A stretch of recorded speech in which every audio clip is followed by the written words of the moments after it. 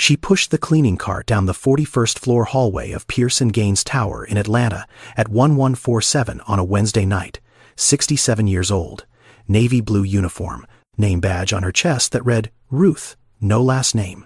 She stopped in front of a glass door. The CEO's office, walnut desk, family photos lined up on the shelf behind it. She looked through the glass at one of those photos. She was in it. She did not open the door. She had stood in front of this door every night for 3 years. Not once did she turn the handle. Not because she did not have the right. Because she was afraid that if she opened it, her son would tell her to go home.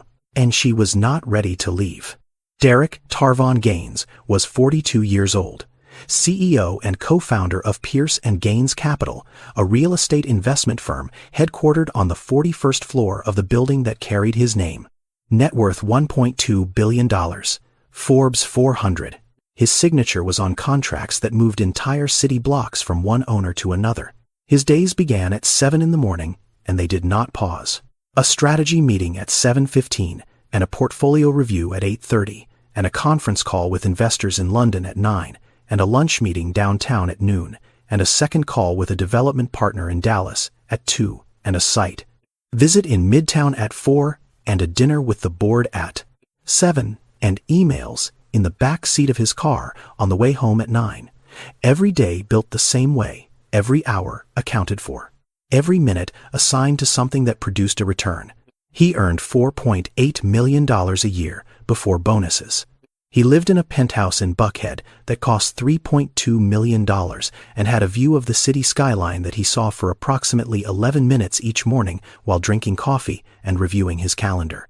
He drove a Porsche Taycan, charcoal. He had chosen the color in under 30 seconds during a phone call between 2 other phone calls. He was not a bad man. That is worth saying clearly because what follows might make it easy to think otherwise. He donated to 3 foundations. He funded a scholarship program at Morehouse.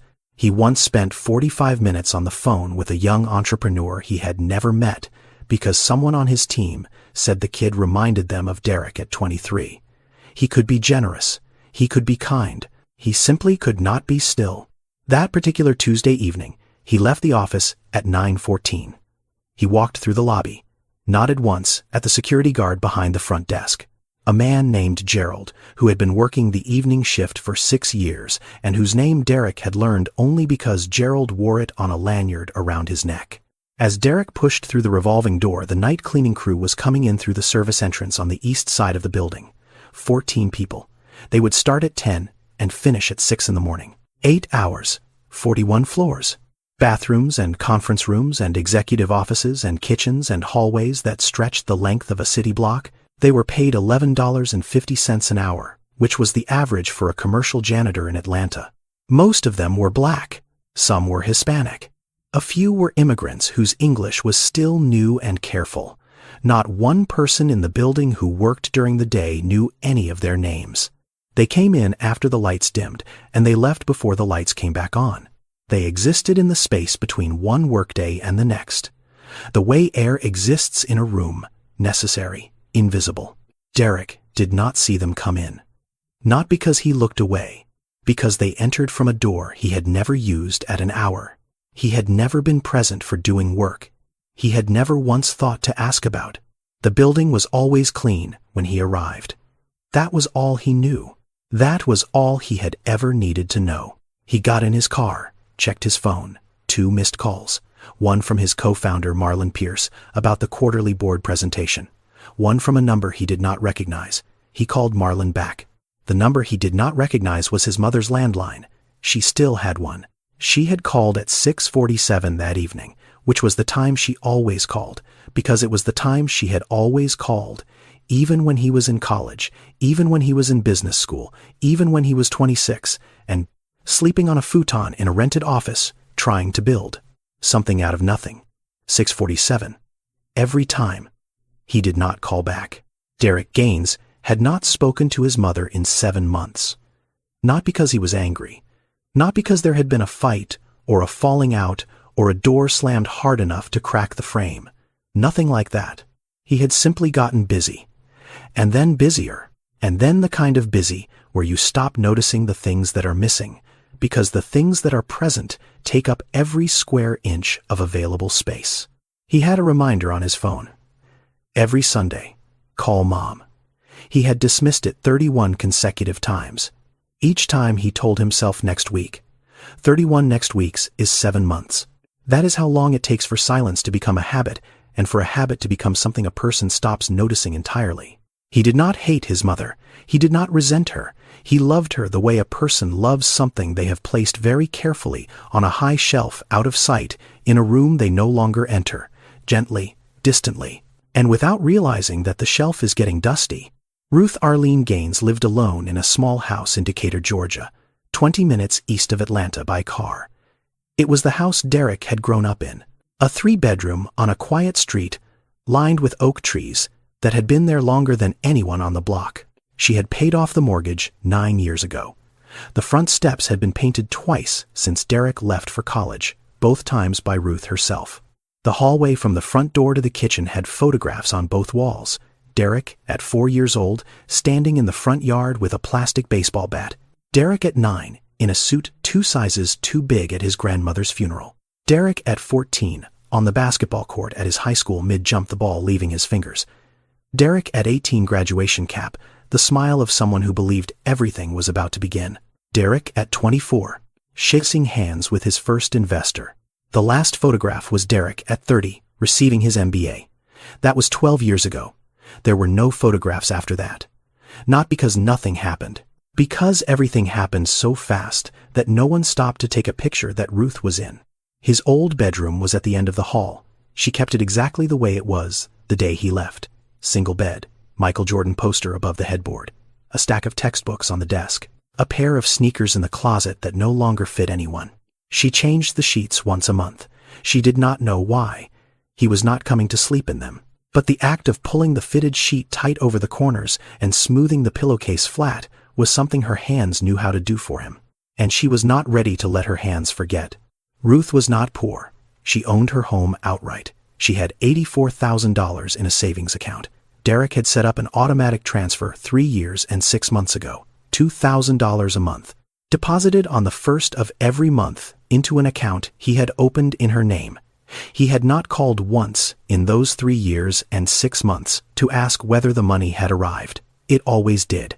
The way automated things always do, reliably, impersonally, without a voice attached.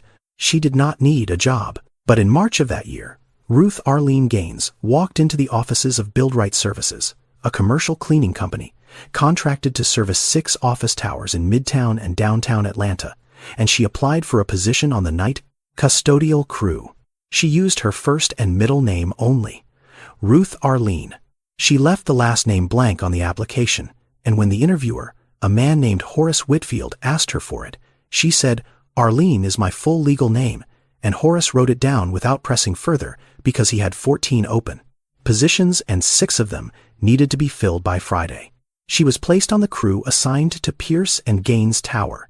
She did not request it, but when the assignment sheet was posted and she saw the name of the building, she stood in front of it for a long time. Horace asked if there was a problem. She said no. No problem at all. On her first night, she put on the navy blue uniform in her bedroom at home. She stood in front of the mirror on the back of the closet door and looked at herself. She did not recognize the woman looking back. Not because of the uniform, because the last time she had worn a uniform for work was 18 years ago when she was a nursing assistant at Grady Memorial Hospital. She had worn scrubs then, teal. She remembered the color. She remembered the feel of the fabric.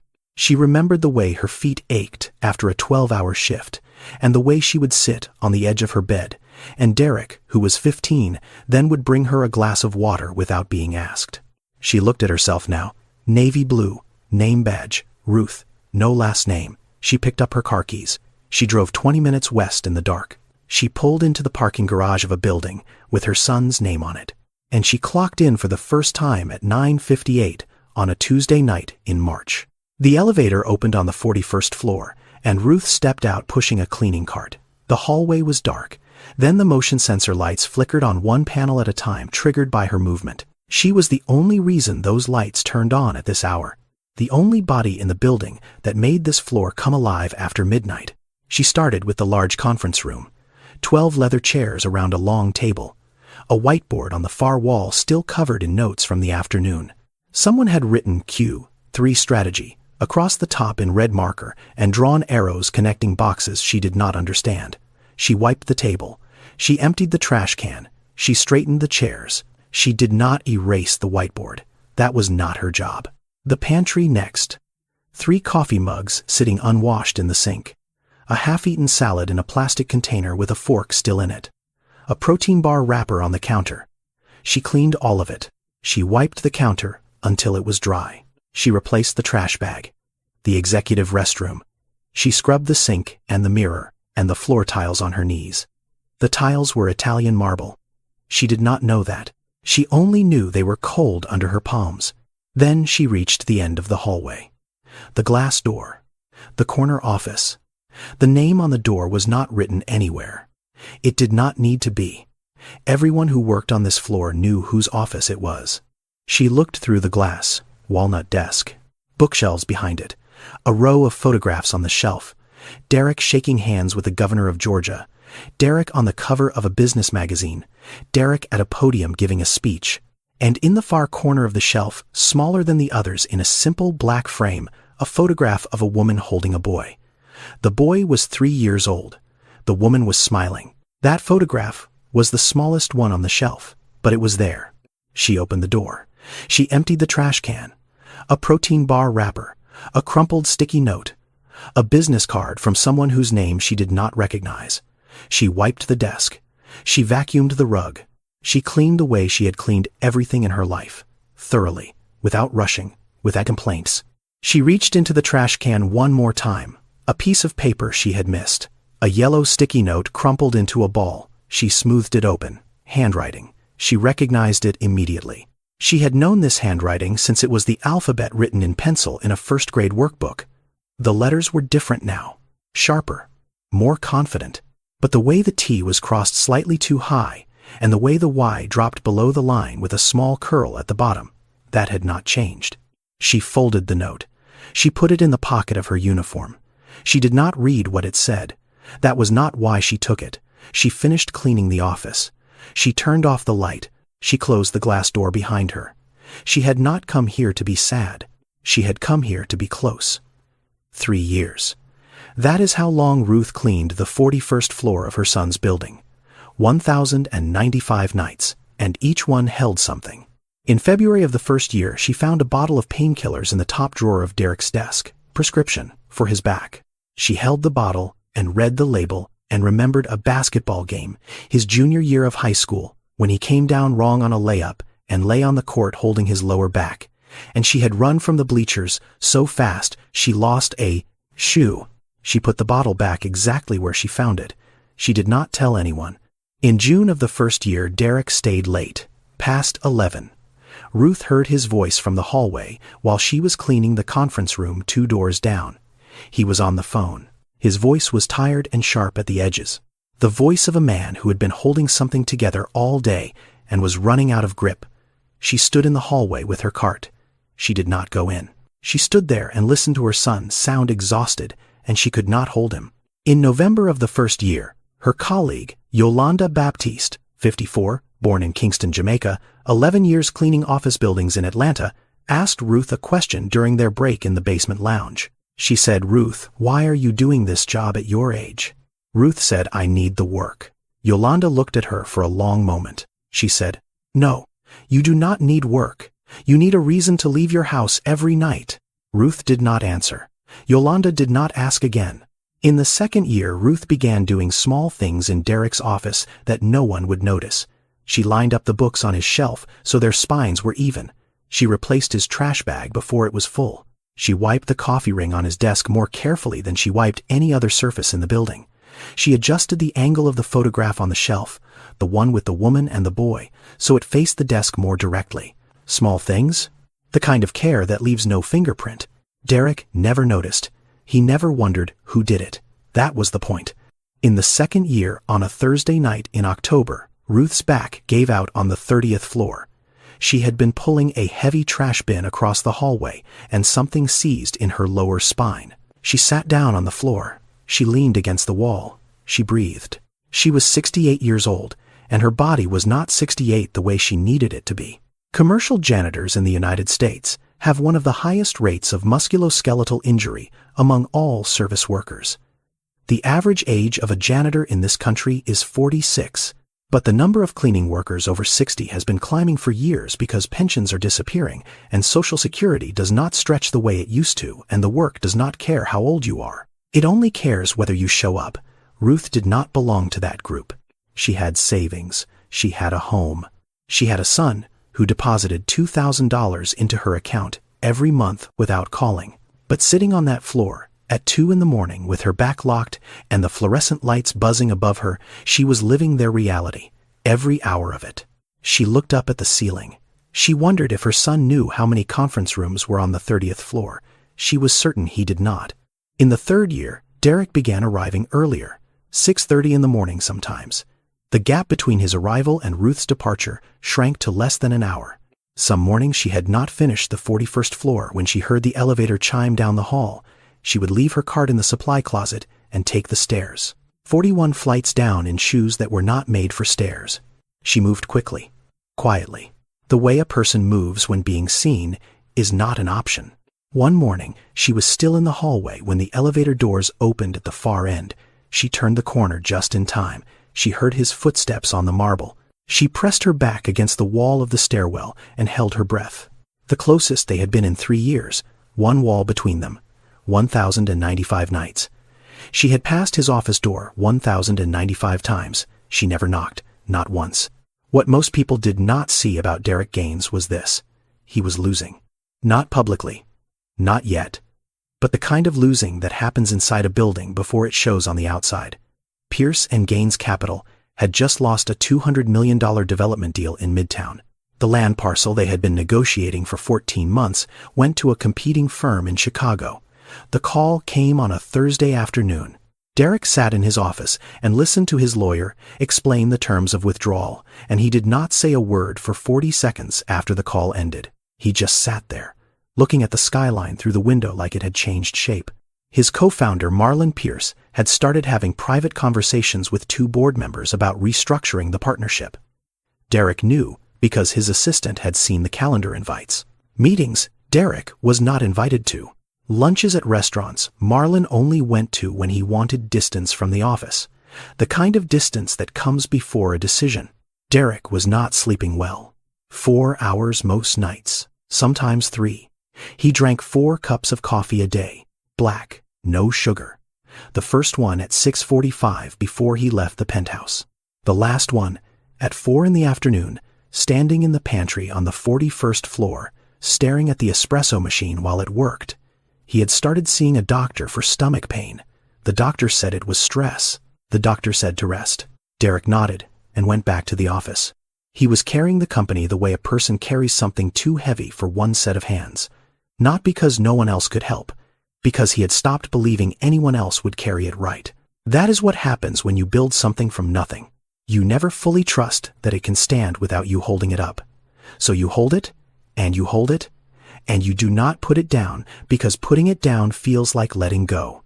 And letting go feels like the version of yourself that slept on a futon and ate ramen out of a pot in a rented office was right all along, that you were never supposed to make it this far. He was 42 years old, and he was tired in a way that sleep could not fix. Tired in the bones. Tired in the part of a person that is supposed to remember why they started.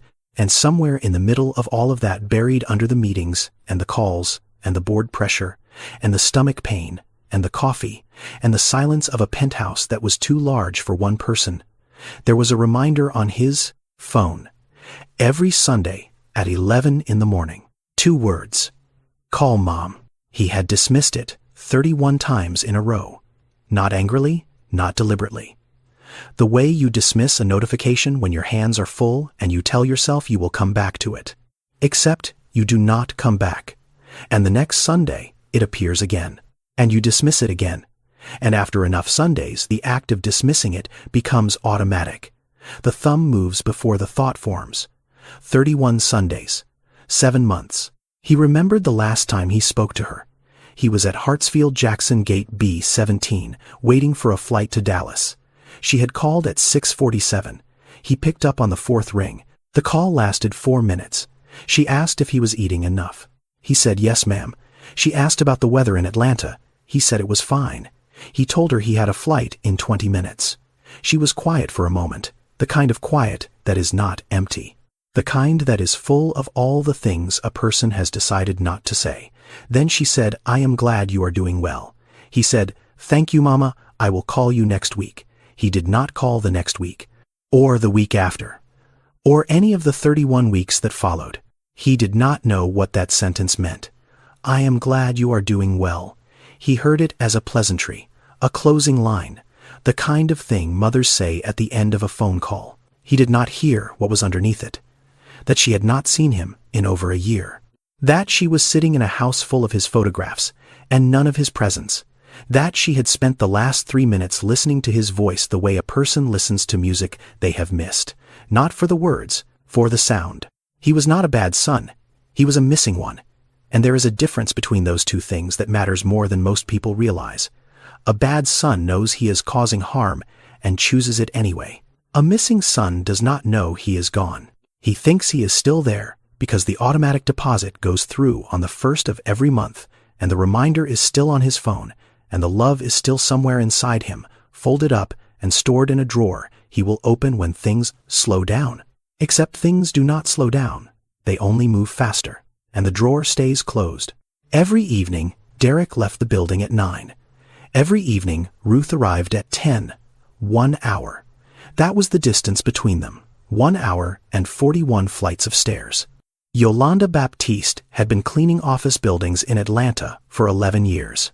She was 54 years old, born in Kingston, Jamaica, came to the United States at 31 with a nursing certificate that no hospital in Georgia would accept without additional coursework she could not afford. So she cleaned. First a hotel in College Park, then a medical office in Decatur, then commercial buildings in Midtown through Build Right Services. 11 years of lobbies and restrooms and conference rooms and elevator banks. She had cleaned places where people made more money in an hour than she made in a month. She did not think about that anymore. She had stopped thinking about it around year 4, when the math became too exhausting to keep carrying. She noticed Ruth the first week. Not because Ruth said anything unusual. Because of the way she held the mop. Too carefully. The way a person holds a tool, they are still learning. Not the grip of someone who has done this for years. The grip of someone whose hands were trained for something else. Yolanda watched her for months. She watched the way Ruth talked, measured, clear, the vocabulary of someone who had spent time in professional settings. She watched the way Ruth moved through the building. Most of the crew moved fast. Get in, get done, get home. Ruth moved differently on the 41st floor. She slowed down. She spent more time there than on any other floor. She cleaned the corner office at the end of the hall with a kind of attention that went beyond thoroughness. It was something closer to tenderness. 14 months in, Yolanda asked. They were in the basement break room. 2 plastic chairs, a microwave that smelled like last night's soup. Yolanda was eating a sandwich she had packed that morning. Ruth was sitting with a cup of tea, not drinking it, just holding it. Yolanda said, "Ruth, can I ask you something?" Ruth looked at her. Yolanda said, "Why do you clean the 41st floor the way you do?" Ruth said, "I just want to do it right." Yolanda put down her sandwich. She said, "I have cleaned this building for 6 years. I have seen every janitor who has ever been assigned to the executive floor. Not one of them cleaned it the way you clean it. You clean that floor like it is your house." Ruth did not answer. She looked down at the tea in her hands. The surface of it trembled slightly. Whether from her hands or from something else, Yolanda could not tell. Yolanda did not push. She picked up her sandwich and took another bite. She said, "You do not have to tell me anything, Ruth. I just want you to know that I see it." That was all she said. She did not ask again. Not that night, not the next night, not any night after. But starting from that evening, Yolanda began cleaning the 41st floor alongside Ruth. She did not announce it. She did not explain it. She simply showed up at the elevator when Ruth's cart rolled out, and she walked beside her with her own cart, and they cleaned the floor together in silence. It was the kind of friendship that does not require conversation to begin, the kind built not on shared words, but on shared presence. On the understanding that sometimes the most important thing you can do for another person is simply be in the room with them and not ask why they are there. Ruth had been doing that for Derek for over a year. Now Yolanda was doing it for Ruth. 2 years and 8 months into Ruth's time at Pierce & Gaines Tower, she missed a shift for the first time. Not once in 32 months had she been absent, not for weather, not for holidays. Not for the night her kitchen faucet broke, and she had to put a bucket under the sink and leave it dripping until morning. She showed up every single night because showing up was the entire point. But on a Tuesday in November, she woke up with a fever of 101 degrees. Her body ached in places she did not know could ache. She tried to stand. She made it to the bathroom. She looked at herself in the mirror and knew she could not drive 20 minutes on the interstate in the dark. Not tonight. She lay back down. She looked at the clock on the nightstand. 10:14. The crew was already inside the building. Yolanda would be on the 16th floor by now. The 41st floor would be assigned to whoever was available. Someone who did not know that the CEO's bookshelf had a specific order. Someone who would empty the trash and move on. Someone who would not check the top drawer for the pill bottle or wipe the coffee ring from the same spot on the desk where it always appeared. She lay there and thought about the trash can in Derek's office, filling up through the night and still being full when he arrived in the morning. She thought about the coffee stain. She thought about the books shifting out of alignment. These were small things. They should not have mattered. But they mattered to her the way only invisible things can matter to the person who has made them invisible on purpose. She closed her eyes. The fever made the room soft at the edges. She slept. The next morning, Derek walked into his office at 7:22. He sat down. He opened his laptop. He looked up. Something was different. He could not name it. The trash can was fuller than usual. The desk had a faint ring near the left edge where his coffee mug sat every afternoon. The books on the shelf behind him were slightly uneven, one spine tilted to the right. He did not think my office was not cleaned properly. He thought something feels off. The way a person notices a change in temperature before they notice the window is open. He picked up his phone and called building management. He said, "My office was not cleaned last night. Can you make sure that does not happen again?" The building manager apologized, said he would follow up with a cleaning contractor. Derek said thank you and hung up. He forgot about it within 5 minutes. He had a call at 7:45. He did not know that the reason his office was not cleaned was that his mother was lying in a bed in Decatur with a fever thinking about his trash can. He did not know that the woman who cleaned his office every night had not missed a single shift in nearly 3 years. He did not know that missing this one had bothered her more than the fever itself. Ruth came back the next night. Her temperature was 99.4, not fully recovered, but she was there. She cleaned the 41st floor the way she always cleaned it, carefully, completely, without anyone knowing she had ever been gone. 3 weeks after Ruth's absence, Derek stayed in his office past midnight for the first time in 2 years. A deal had resurfaced. An investor group in Seoul wanted to discuss terms. The call was scheduled for 1 a.m. Atlanta time. His assistant had offered to set up a conference line from the penthouse. Derek said no. He would stay at the office. He wanted the files in front of him. He wanted the whiteboard. He wanted to be in the room where he did his thinking. At 11:30, he was sitting at his desk, reviewing projections, when he heard something in the hallway. A sound he had never heard before in this building at this hour.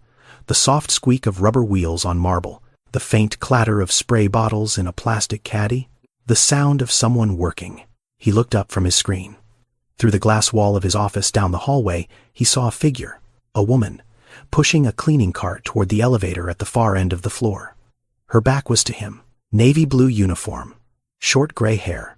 She moved at a steady pace, not fast, not slow. The pace of someone who knew exactly where they were going and had been going there for a long time. He watched her for maybe 4 seconds. 5 at most. Then the elevator doors opened and she stepped inside and the doors closed and the hallway was empty again. Derek sat still. Something had moved through him. Not recognition. Something before recognition. The way your body remembers a smell before your mind can name it. The way your chest tightens when a song plays that you have not heard in years and you cannot remember the title, but your hands remember the feeling of hearing it. It was in the walk. Something about the way she carried herself. The angle of her shoulders. the particular steadiness of her stride. It was familiar in a way that lived below language, below thought. In the place where the body stores the people it has loved the longest. He shook his head slightly. He looked back at his screen. The numbers were still there. The call was in 90 minutes. He had work to do. The next morning, he called his assistant into his office. He said, "Who cleans this floor at night?" His assistant said, "The cleaning company, sir, Build-Right Services. They have had the contract for 5 years." Derek said, "Do you know who specifically cleans this floor?" His assistant said, "No, sir. I have never been here at night." Derek nodded. He said, "Never mind." He waved his hand. His assistant left. He did not think about it again that day, or the day after. But the feeling did not leave. It sat in a place he could not reach.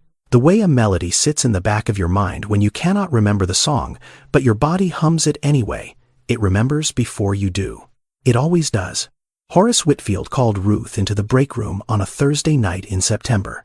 The break room was in the basement, 2 plastic chairs, a microwave from a decade ago with a cracked handle that no one had replaced, a row of metal lockers along the wall, most of them dented at the corners, a bulletin board above the microwave with the shift schedule pinned to it, and a laminated sheet of OSHA safety guidelines that had started to yellow at the edges. Horace was 61 years old, former Army. 14 years managing night custodial crews for Build-Right Services across 3 buildings in Midtown Atlanta. He had hired hundreds of people in that time.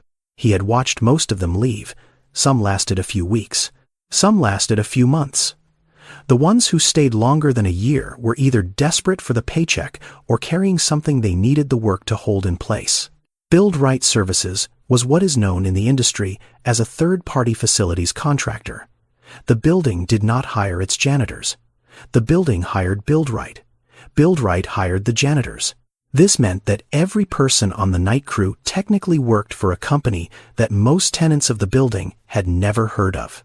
They wore Build-Right badges. They were paid by Build-Right. They received no benefits from the building and no health care from Build-Right. If they were injured, the claim went to Build-Right's insurance, not the building's. If they were fired, the building did not notice. Someone new showed up the next night and the floors were still clean in the morning. That was the system. The people inside it were replaceable by design. Their labor was visible. They were not. Horace sat down across from Ruth. He said, "Ruth, you are 67 years old." She said, "I am aware of that." He said, "I have been watching you on the upper floors. You are working 41 levels every night. That is a lot of ground for anyone, let alone someone your age. I can reassign you to floors 1 through 20. Same hours, same pay, less strain." Ruth looked at him. She said, "I am fine, Horace. I can handle it."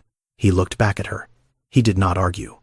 But something in his eyes stayed a beat longer than the conversation required. Horace had been doing this for 14 years. He knew when a person was working this job because they needed the $11.50 an hour, and he knew when a person was working this job for a reason that had nothing to do with money. Ruth was the second kind. He had known that since her first month. The way she moved through the building. The way she treated the 41st floor differently from every other floor she cleaned.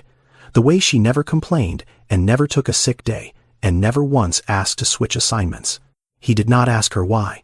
He had learned a long time ago that every person on his crew carried a story. Some of them had come from other countries. Some of them had lost jobs that paid 5 times what this one did. Some of them were hiding from situations that were none of his business. His job was not to open those stories. His job was to make sure people were safe while they were living inside them. He said, "Ruth, you are better than anyone I have ever had on the executive floors. You clean that place like you know every single person who sits in every single room." Ruth stood up. She picked up her gloves from the table. She said, "Thank you, Horace. I would like to keep my assignment." He nodded once. She walked out. He sat in the plastic chair for another moment, looking at the door she had just closed behind her. He did not know what her story was, but he knew it was there. The way you know a room has a window, even before you open the curtain. The light gets in through the edges. On a Sunday evening in October, Derek Gaines sat on the couch in his penthouse in Buckhead. It was 8:47. The television was on, but he was not watching it. His phone was in his hand. His mother's number was on the screen. His thumb was resting on the call button. He did not press it. He had picked up the phone 4 times that evening. Each time he opened her contact. Each time he looked at the number. Each time he put the phone down, not because he was busy, not because he forgot, because he knew what would happen if he called. She would answer on the second ring the way she always did. She would say his name the way she always said it, with the particular warmth that made it sound like the word itself was something she had been keeping safe for him. And then at some point during the conversation she would ask when he was coming to visit, and he would not have an answer. And the silence that followed that question would be worse than the silence of not calling at all. He was afraid of the guilt more than the distance, so he chose the distance. He put the phone down on the cushion beside him. He stared at the ceiling. The penthouse was quiet, the kind of quiet that fills a large space when there is only one person in it, and that person has stopped making noise. 12 miles east at that exact moment, Ruth Gaines stepped into the service elevator of Pierce and Gaines Tower. She was beginning her shift. She pressed the button for the 41st floor. The elevator hummed. She took her phone out of her pocket. The home screen lit up. The wallpaper was a photograph of Derek, taken at a family dinner 6 years ago. He was laughing at something she had said. She could not remember what it was anymore, but she remembered the laugh. She looked at the photograph for a moment. Then she put the phone back in her pocket. The elevator doors opened.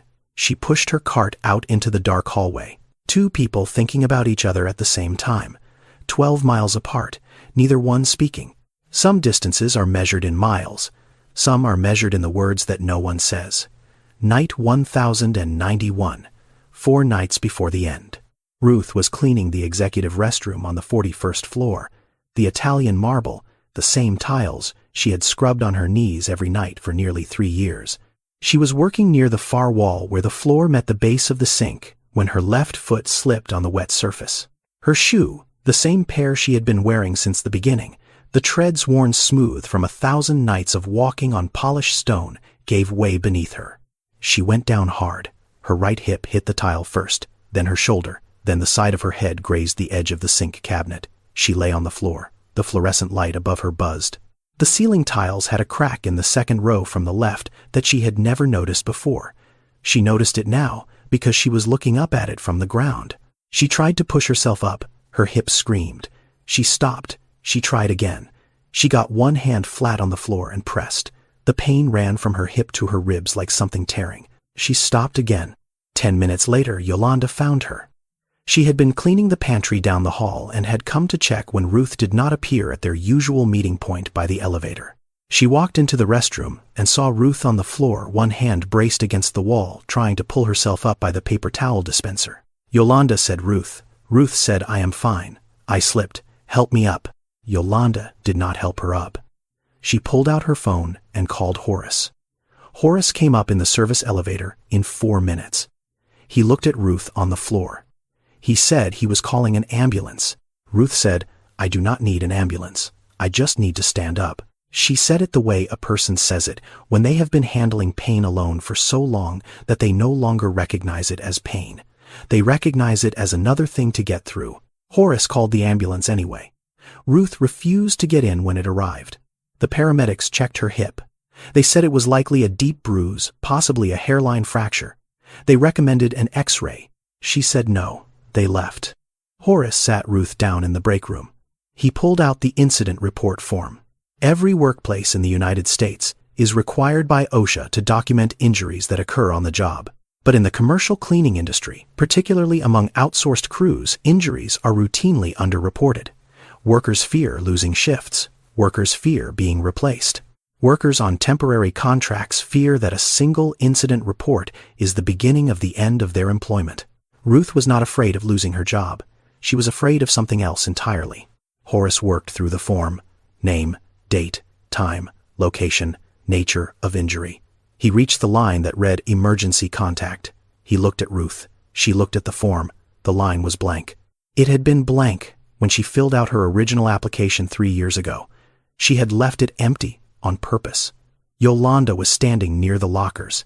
She had not left the room. She said quietly, "Ruth, you have to let someone know." Ruth shook her head. Yolanda said, "Do you have children?" A long silence. The microwave hummed in the background. The fluorescent tube above them flickered once. Ruth said yes. Yolanda said, "Then why do you not call them?" Ruth looked at Yolanda. She looked at her for a long time. Something in her face shifted. Not breaking. Opening. The way a door opens when the person behind it has been leaning against it for years and finally steps back, she said. "Because my son owns this building." The room went completely still. Horace's pen stopped moving. Yolanda's hand, which had been resting on the locker door, dropped to her side. Neither of them spoke. The sentence sat in the air, the way a heavy object sits on a surface that was not built to hold it. You could feel the weight of it pressing down on everything in the room. Ruth did not say anything else. She did not explain. She did not cry. She sat in the plastic chair in the basement break room of her son's building in her navy blue custodial uniform with a bruised hip and a blank emergency contact line, and 3 years of silence sitting on her shoulders. Yolanda walked over. She sat down in the chair beside Ruth. She did not ask another question. She did not say a word. She just sat there. 2 women, in cleaning uniforms under fluorescent light, at 2 in the morning. One of them had just spoken the secret she had carried for 1,000 nights. The other one was simply there, which was enough. 2 days passed.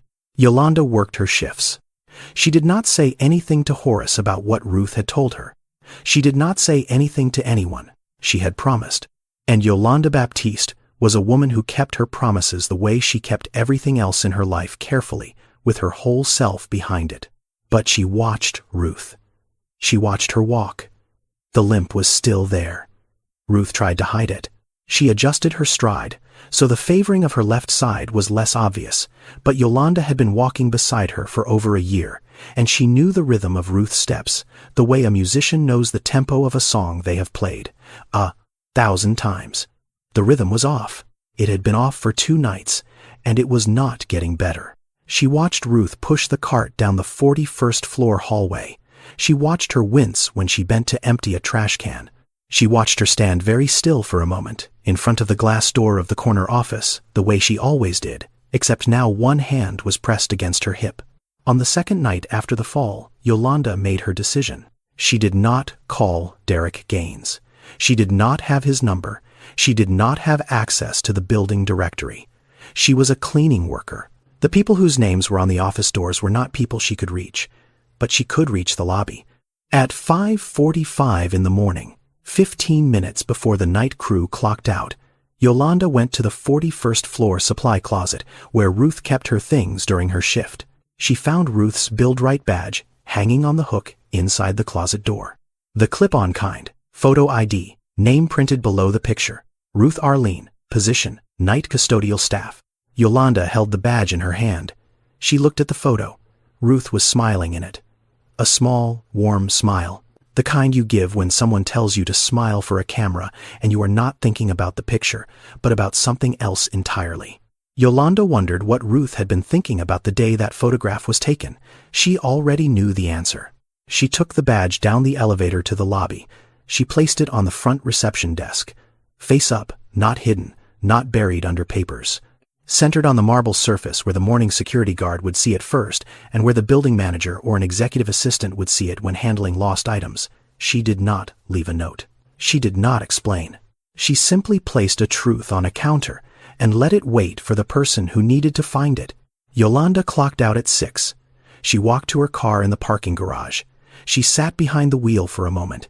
She had broken her promise. She had done it the gentlest way she knew how. Not a phone call. Not an accusation. Not a confrontation. Just a badge on a desk. Just a photograph looking up at whoever would look down. The badge sat on the reception counter at 6:15 in the morning. The lobby was empty. The marble floors were still wet from the night crew's last pass. The overhead lights were dimming to their daytime setting. And in the photograph on the badge, Ruth Arlene was smiling. The smile her son had not seen in 3 years. Wednesday morning, 7:15. Derek walked through the lobby of Pierce and Gaines Tower, carrying a briefcase in one hand and his phone in the other. His assistant met him at the elevator bank with a coffee. Black. No sugar. The same coffee every morning handed to him at the same spot at the same time. His assistant said, "Good morning, sir. Security found a lost employee badge at the front desk this morning. Cleaning crew. Do you want me to send it back to Build Right?" Derek said, sure. He did not look up from his phone. His assistant held the badge out. Derek glanced at it the way a person glances at something they have already decided is not important. Then he stopped. His eyes moved to the badge. The Build Right logo at the top, blue and white. Then down to the photograph, small, the size of a postage stamp. A woman's face. She was smiling. A quiet smile. The kind that is not meant for the camera, but for whatever the person behind the camera reminds her of. He knew the eyes. He had looked into those eyes every morning for 18 years, over breakfast, in the car on the way to school. From the doorway of his bedroom when she came to say goodnight. From the bleachers at basketball games. From the kitchen table where she sat across from him and asked about his day and listened to every word as though no other sound in the world existed. He read the name printed below the photograph. Ruth Arlene. No last name. No Gaines. But the name did not matter. The eyes were enough. The eyes were everything. Below the name, position. Night custodial staff. Below that, start date, the 14th of March, 2022, 3 years ago. Derek did not move. The lobby continued around him. Employees walking through the turnstiles. Elevator doors opening and closing. Someone behind him said, "Good morning, Mr. Gaines." He did not hear it. He was reading the words night custodial staff for the third time. He was trying to make the words fit together with the face in the photograph. His mother, a cleaning uniform, his building, 3 years. He said something to his assistant. His voice had changed. Not louder, not softer, shifted. The way a voice shifts when the person speaking has just received information that has rearranged the order of everything they thought they knew. He said, "When does the night cleaning crew work?" His assistant said 10 p.m. to 6 a.m., sir. He said, "Every night." His assistant said, "Every night. 1,095 nights." His mother had been inside this building 1,095 nights. She had ridden the service elevator to the 41st floor. She had pushed a cleaning cart down the same hallway he walked every morning. She had opened the glass door to his office and emptied his trash and wiped his desk and straightened his books and vacuumed his floor. She had stood in front of his photographs and looked at his face the way she had always looked at his face, with the full and steady attention of a woman who had never stopped watching over him, not even when he stopped looking back. He had walked past her. He may have walked past her and not known it. Not once in 3 years had anyone told him her name. Not once had he asked. He turned toward the elevator. Then he stopped. His legs did not hold. He took one step sideways, and his back found the wall, and he slid down it, slowly. The way a building settles when something in its foundation has shifted. His knees came up. His head dropped forward. The badge was still in his right hand, pressed against his chest, held there the way you hold something that has just broken you open. He was sitting on the marble floor, the floor his mother had cleaned, the floor she had been on her knees scrubbing while he slept in a penthouse 12 miles away. Everything he had built in the last 15 years, every deal and every number and every name on every building, all of it felt exactly the same as it had felt 5 minutes ago and completely different at the same time. The way a room feels different after someone tells you that a person you love was standing in it all along and you never turned around. His assistant was beside him. He said, "Mr. Gaines, are you okay?" Derek looked up. His eyes were dry. Not because he was holding it together, because the thing that was happening inside him had not reached his eyes yet. It was still in his chest, still moving through him, still becoming what it was going to become. He said 2 words, "Find her." Derek was in his office 20 minutes later. The door was closed. He called Build Right Services. He asked for the operations manager. A woman named Patricia answered. He told her he needed information about an employee, Ruth Arlene, night custodial staff, assigned to Pierce and Gaines Tower. Patricia confirmed. Ruth Arlene, 67 years old. Hired March 2022. Night shift. Responsible for floors 35 through 41. Attendance record. Perfect. Not one absence in 3 years. No complaints. Filed. No disciplinary issues. Performance rating. Exceptional. One of the best they had ever had on any executive floor in any building in their entire portfolio. Derek asked for her home address. Patricia said she could not release personal employee information. Company policy. Derek said, "That woman is my mother." Silence on the other end. A long silence. The kind that happens when a person is trying to process a sentence that does not fit any category they have been trained to respond to. Patricia said, "Sir, she listed no emergency contact on her file." That sentence landed harder than anything else. Harder than the badge, harder than the start date. His mother had worked in his building for 3 years, and she had left the emergency contact line blank. Because if she had written his name, someone would have called him. And if someone had called him, the secret would have ended, and she was not ready for it to end. She had chosen to work without a safety net rather than risk being found. He hung up the phone. He stood. He picked up his car keys from the desk. He walked out of the office and past his assistant and into the elevator and through the lobby and into the parking garage. He got in his car.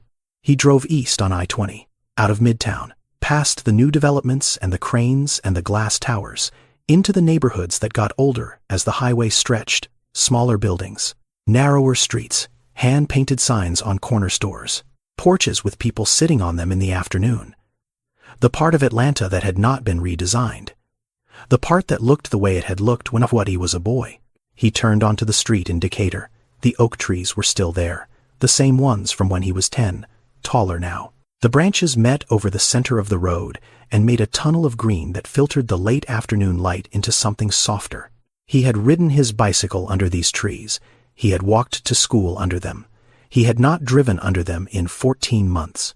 He pulled up in front of the house, the wooden gate his father had built and Derek had repainted at 15, the front steps that his mother had painted twice by herself since he left for college, the porch light, on. Even though it was 4:30 in the afternoon and there was still an hour of daylight left, she always left it on. She had always left it on. The light inside the house was warm. She was home. He sat in the car. He did not get out. Not because he was unsure. Because he was trying to find the right words. And after 7 months of silence, there are no right words. There is only showing up. And the showing up is the word, the only one that matters. He sat there for 11 minutes. Then he opened the door. He walked up the front steps. He stood in front of the door. The same door he had walked through 10,000 times. He knocked. Footsteps inside. Slow. The careful pace of someone whose body has started asking for more time between movements. The lock turned. The door opened. Ruth stood in the doorway, 67 years old. House slippers. A cotton blouse. An apron tied at the waist. Her eyes. The same eyes from the badge. The same eyes from every morning of his childhood. Except now, there were lines around them that had not been there the last time he looked closely enough to notice. She looked at her son. He looked at his mother. Neither of them spoke. Her right hand was on the edge of the door. Her knuckles slightly swollen. The knuckles of a woman who had spent 3 years gripping a mop handle every night. Behind her, the hallway stretched toward the kitchen. The photographs on the wall. His photographs. Every one of them, from the plastic baseball bat to the MBA, still there, still in order, still dusted. The smell of food came from the kitchen. She was cooking. She was always cooking, even now. Even at 67 with swollen knuckles and a bruised hip, she was trying to hide. She was standing in her kitchen making dinner. She spoke first. She said, "What do you want to eat?" Not "Where have you been?" Not "Why did you stop calling?" Not "Do you know what I have been doing for the last 3 years?" The first sentence she said to her son after 7 months of silence was to ask if he was hungry. That is who she was. That is how she loved. Not in words about love, in food, in presence, in the question that had never changed since he was 6 years old and came through that same door after school. He stepped inside. He walked down the hallway. He looked at the photographs. He had seen them 1,000 times. But he had never seen them from inside the knowledge of what his mother had done. Every picture, every year of his life on that wall. And for 3 of those years, she had been cleaning his office at midnight and coming home to this hallway and looking at these same pictures before she went to bed. He walked into the kitchen. He sat down at the table, the same chair he had sat in since he was a boy. The wood was smooth from decades of use. Ruth placed a plate in front of him without asking what he wanted. Rice, black beans, cornbread, the meal she had always made. The meal that tasted like the kitchen in Decatur and nowhere else on the planet. He reached into his jacket pocket. He took out the badge. He placed it on the table, between the plate and the glass of water. Face up, the photograph, looking at the ceiling. Ruth looked down at it. She did not gasp. She did not reach for it. She did not look away. She looked at it the way a person looks at something they have been expecting. She had known this day would come. She just had not known it was today. Derek said, "Mama." He stopped. He said, 3 years. His voice broke on the word years. It cracked the way something cracks when it has been held too tightly for too long. He did not say anything else, because if he said one more word, the thing inside his chest would come loose, and he was not sure he could put it back together in front of her. Ruth looked at her son.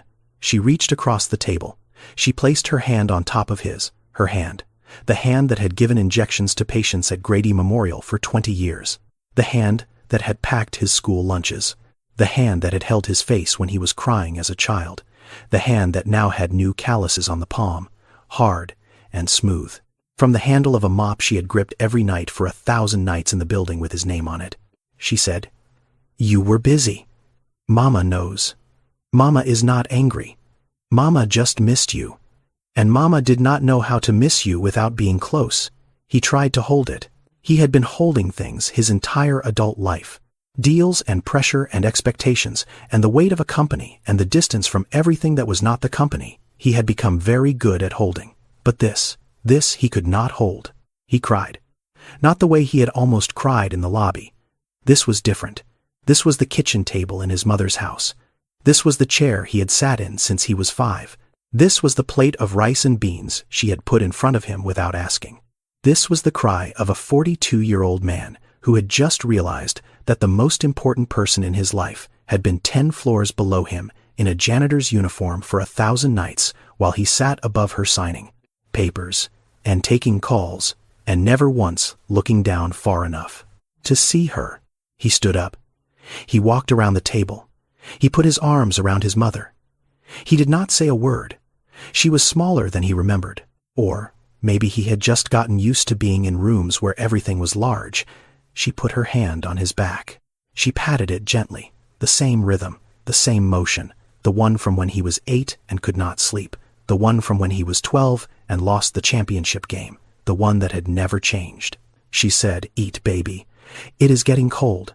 Derek did not ask his mother to stop working. He asked her one question. He said, "Mama, do you want to keep going?" She looked at him. She said, "No, Mama is done." Mama did what she needed to do. He understood. She had not needed the job. She had not needed the $11.50 an hour, or the navy blue uniform, or the metal locker in the basement. She had needed to be near him. And now that he was near her, she did not need the mop handle to hold on to anymore. 2 weeks later, Derek promoted Yolanda Baptiste to night operations supervisor at Pierce & Gaines Tower. The position came with a 40% pay increase, full health care benefits, and a pension plan. Yolanda accepted. She did not tell Derek that she was the one who had placed the badge on the lobby counter. She never told anyone. Some things do not need credit. They just need to have been done. Derek established the Arlene Fund, named after his mother's middle name, $2 million in its first year. Dedicated entirely to providing healthcare coverage for commercial cleaning workers across the state of Georgia, beginning with every single person employed by Build-Right Services at every building in their portfolio.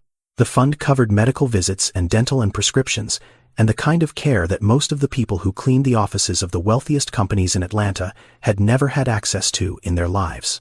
There are more than 2.3 million janitors working in the United States. Most of them earn less than $15 an hour. Most of them have no health insurance. Most of them clean buildings where people make in a morning what they make in a month. And most of them, you walk past every day without knowing their name or their face or the story they are carrying with them, from the parking garage to the supply closet to the 35th floor and back again. Ruth was not one of them. She had a home. She had savings. She had a son who could buy the building she cleaned. But she had lived their life for 3 years. She had felt what they felt. She had worked their hours and pushed their carts and scrubbed their floors and taken the service elevator and eaten in the basement break room and worn the badge with no last name. And she had understood something from that vantage point that most people never see. When you get down on your knees to clean a floor, you see the world from a height that the people standing above you will never reach, not because they cannot, because they do not think to look down that far. Ruth moved into the penthouse in Buckhead. Her room was next to Derek's. She brought the chipped blue mug from the kitchen in Decatur, and the apron she had been wearing for 15 years, and the framed photograph from the hallway of Derek at 4 with the plastic baseball bat. She put it on the shelf in her new room, right next to the window. Every evening before she went to bed, she cooked dinner. She put it on the kitchen counter, covered it with a cloth. No matter what time Derek came home, the food was there. Warm if he was early, room temperature if he was late, but always there, always covered, always waiting. The way it had always been. The way it would always be. If this story touched your heart, inspired you, or made you think differently about the people who work in the spaces you move through every day, please subscribe to this channel and share this video with someone who needs to hear this today. Because the truth is, people forget who cleaned their floors. People forget who cooked their meals. People forget who stayed when everyone else was too busy to notice. But the ones who were forgotten, they never forgot you. Not for a single night. Ruth scrubbed 41 floors because she missed her son. Derek built a building with his name on it and did not notice his mother was inside it. And in the end, the distance between them was never about miles. It was about paying attention. It was about looking down. It was about remembering that the people who love you the most are often the ones who make the least noise about it. Subscribe now and turn on notifications so you never miss another story like this one. And leave a comment telling us, was Ruth right to hide for 3 years? Or should she have spoken up? And when was the last time you called the person who raised you? Until next time, look around, look down, look closer. The people who matter most might already be there. You just have not seen them yet.